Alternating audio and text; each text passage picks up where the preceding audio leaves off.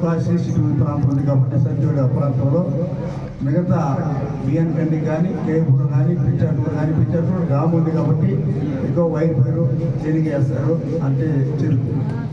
మీకు సంబంధించిన పంటలు కూడా రైతులకి అవగాహన కల్పించి మోడల్స్ తీసుకుని రావాలి మీ ద్వారా. గతంలో ఒకసారి ఇంగ్లీష్ కూడా బాగా పెట్టారు, చెనిక్కాయలు కానీ పప్పులు కానీ ఇవన్నీ కూడా ఎరువులు లేకుండా పండించినటువంటి పంట అని చెప్పి చాలా సందర్భాలు పెట్టారు. కాబట్టి మీరు యాక్టివ్ పనిచేయండి. మీకు ప్రభుత్వ పరంగా మంచి పెద్ద అవడానికి మన ప్రభుత్వంలో ఏ రైతు కూడా అన్యాయం జరగకూడదనే విషయాన్ని గతంలో చాలామంది తుఫాను వచ్చినప్పుడు చాలా నేను ప్రత్యేక చూసినవన్నీ చెడి పండ్లు పోయింది, వెడి పండ్లు పోయింది. మొన్న డిసెంబర్లో కానీ అంతమంది డిసెంబర్లో 2022లో కానీ 21లో కానీ ఆ సైక్లోన్ ఎఫెక్ట్లో చాలామంది రైతులు నష్టపోయారు. అలాంటిది ప్రభుత్వానికి కూడా మీరు ఏదైనా చిన్న కార్యక్రమం పెట్టి అవగాహన తీసుకున్నారు. మీరు ఉండాలని చెప్పి అంటే ఆలోచన ప్రజలు కలగాలి. ఇన్ని రోజులు మరి కాకుండా ప్రతి మండలంలో మీటింగ్ వచ్చినప్పుడు కానీ నేను వెళ్ళినప్పుడు కానీ మీరు తప్పకుండా మాకు ఫాలో కావాలా. ఎక్కడ అవసరమో వాళ్ళు చెప్పి మీకు అన్ని రకాల సహాయం చేయడానికి ప్రభుత్వ పరం కానీ లేదు. మా వంతు కూడా మీకు సహకరించడానికి రైతులకు సంబంధించి మన ప్రాంతంలో ఏ రైతు కూడా నష్టపోకూడదనే ఆలోచనని ఈ కార్యక్రమాలు పెట్టాం. మీరు ఉన్నటువంటి మెటీరియల్ అన్ని కూడా ఇమ్మీడియట్ తీసుకొచ్చేసారు. నేను ఈరోజు ప్రారంభం చేశాను.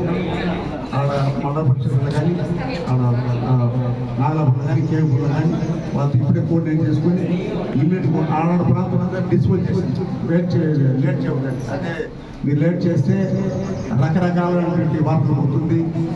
కాబట్టి మనకు వచ్చిన పరికరాలు ఒక్క నిమిషం కూడా ఆలోచన చేయకుండా అది రైతులకి చెందాల్సి రైతు చేరిపోవాలి.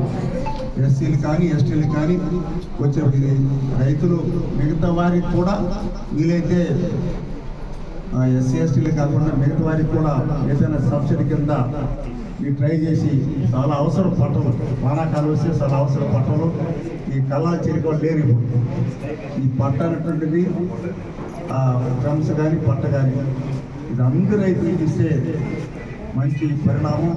కాబట్టి మీరు మీకు ఎక్కడైనా విసులుబాటు నాకు చెప్పండి. నేను కూడా మంత్రి గారితో లేకపోతే మీ సంబంధిత జిల్లా గారితో మాట్లాడి నాట్ ఓన్లీ ఎస్సీ ఎస్టీలు బీసీలకు రైతులకు కూడా ఇచ్చే కార్యక్రమం తీసుకుంటాం. ఎవరైనా కూడా మన ప్రాంత వాసులతో రైతులకి ఏ కులమైనా ఏ ప్రాంతమైనా ఏ పార్టీ అయినా కూడా రైతులకి మన ప్రభుత్వంలో ఇబ్బంది పెట్టకుండా చంద్రబాబు నాయుడు గారు అన్ని ఆలోచించి అన్ని నిర్ణయం తీసుకుంటున్నారు.